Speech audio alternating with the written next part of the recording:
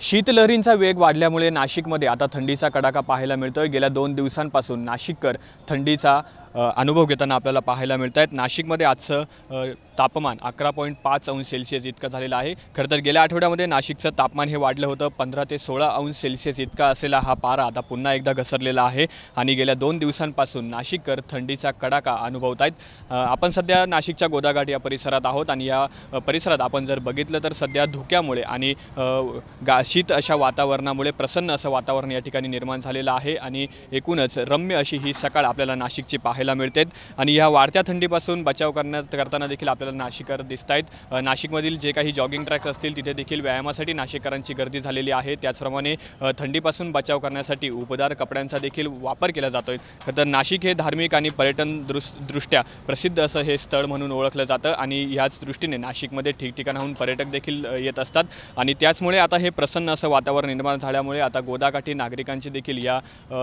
प्रसन्न सकाळी आपल्याला गर्दी देखील झाल्याचं पाहायला मिळतं आणि एकूणच या प्रसन्न वातावरणाचा नाशिककर देखील आनंद घेत आहेत। नाशिकमध्ये आता थंडीचा पारा जो आहे तो घसरलेला आहे आणि आजचं तापमान 11.5 अंश सेल्सिअस इतक्या तापमानाची देखील नाशिकमध्ये नोंद झालेली आहे। येत्या काही दिवसात अशाच प्रकारे तापमानाचा पारा हा सातत्याने घसरत राहील असा अंदाज हवामान खात्याकडून व्यक्त करण्यात आला आहे। कॅमेरा पर्सन प्रसादसह मी चैतन्य गायकवाड, TV9 मराठी, नाशिक।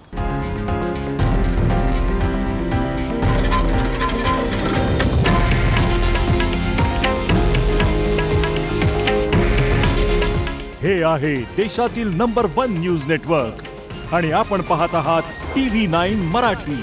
काळजी तुमची, हित महाराष्ट्राचं।